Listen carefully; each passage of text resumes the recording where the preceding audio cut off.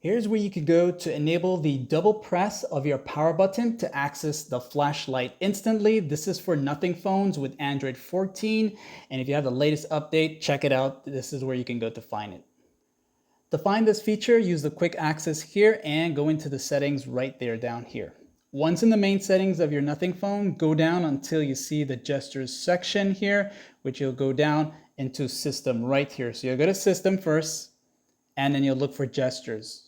Once in there now, you'll see the double press power button. So after the latest update, you should now have access to being able to double press and turn on the torch, which is the flashlight. So you'll select this option. You can also switch over to the glyph torch if you want, but let me just show you how this works quickly. As a double press here, 1, 2, will turn on the flashlight, and double press will turn it off. This is very similar to Samsung phones, and I'm really glad they did this, as I prefer to turn on my flashlight this way at any given time. So good job, Nothing Phone, and thanks for watching.